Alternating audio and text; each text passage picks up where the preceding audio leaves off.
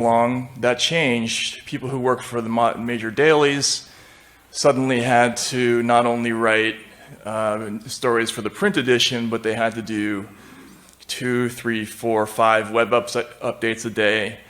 And the people who worked for the cable news stations, instead of doing one report for the 6 o'clock news broadcast or the 11 o'clock broadcast, they were doing 5, 6, 7, 8, 9 hits a day, and they were constantly working. And if anybody's ever read about cults like Aum Shinrikyo or anything like that, one of the things that they tell you is that working people constantly and keeping them sleep deprived is a way of sapping their will and reducing their ability to think critically.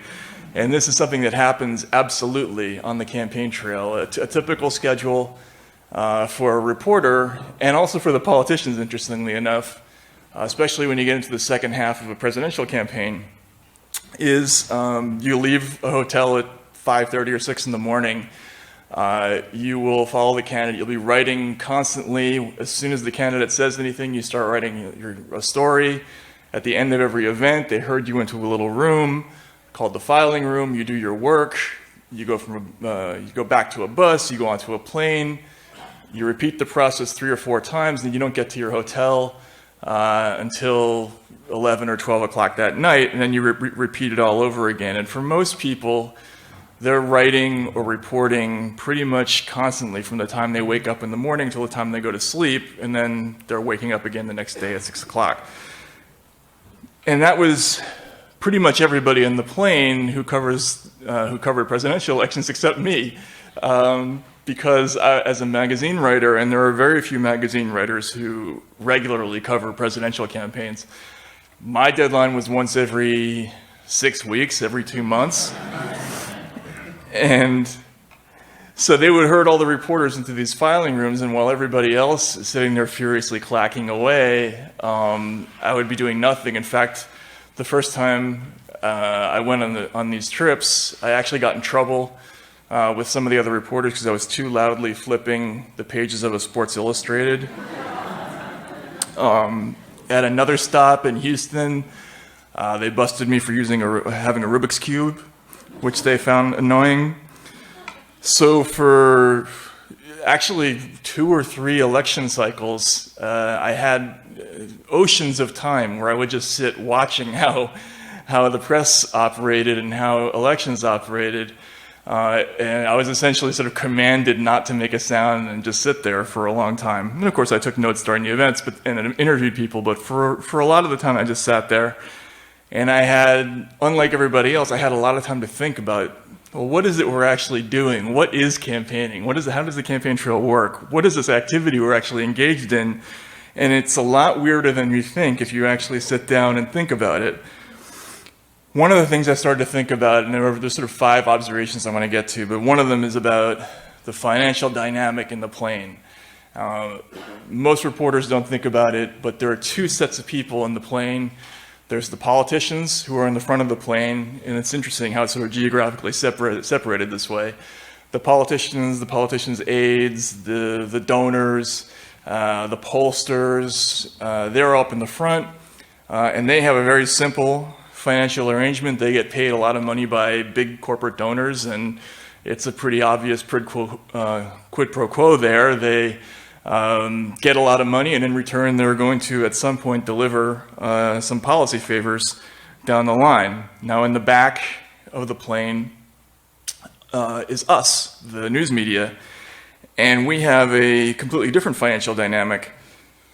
We're all trying to get ratings, eyeballs, hits, subscriptions, and we're trying to impress advertisers by racking up statistics along those lines. So there's a tendency, there's a dynamic that starts to develop in the plane where reporters, whether they like it or not, whether they're conscious of it or not, they will unconsciously eventually start to gravitate towards candidates who are entertaining, because candidates who can help them achieve their financial mission and make their editors happy will make their lives easier. And their lives are tough already. Again, the schedule is really, really hard. So you're looking for angles that you don't have to fight with your editor about. You just want to write something that you know is going to go through the first try. And so reporters in the plane gravitate, whether they know it or not, towards the people who are good with the media, who are easy on television, who aren't too dry. If you go back in time and look at media descriptions of people like Dennis Kucinich and even John Kerry, but particularly Kucinich, Ron Paul is another one, you'll see a lot of descriptions like bookish, professorial, and they always mean it as a negative when they're saying these things, and they have these very sort of a code that they use to try to describe people who aren't entertaining, whereas the candidates who are good in front of the camera and who are entertaining, they get all these descriptors like warm, nuanced, relaxed, and anyway, there's a sort of whole language that we use to kind of speak in code about the kind of candidates that we're looking for. And what I sort of learned over time is that the nominee ultimately is almost always the person who best synergizes these two financial dynamics that are existing in the plane. He or she must be, what's the word that's kind, morally flexible enough on the one hand to be the kind of person who is able to raise $100 million from corporate donors, and only a certain kind of person is going to get that money. And on the other hand, it has to be a candidate who satisfies the press's sort of unconscious need and desire for an entertaining product that they can sell. And we ultimately came up with this sort of private, almost like a fraternity code language to describe what it is that we're looking for. That hidden quality of the person who synergizes those two dynamics, we came up with a word to describe it. We called it electability, all right? And if you look back at campaign coverage dating back decades, you'll see that there's a sort of endless quest to decide who's electable and who isn't. And you'll find all these really strange descriptions of people who aren't electable, and the reasons will be really, really strange. Like, Dennis Kucinich was routinely described as someone who was too short and too funny looking to be president. Howard Dean was unelectable because he was pointed. That was a word they used about him a lot. He was unorthodox, they said, and this was back in the old days, before his sort of transformation into a sort of mainstream Democrat. But he back when he was getting all of his money from small internet donations at the outset of his campaign, and when he was against the war, they invented this whole code language to describe all the different ways that people like Dean were inadequate and not electable, right? And so the whole purpose of campaign coverage became this quest, essentially by a priesthood, or like high school Heathers, right?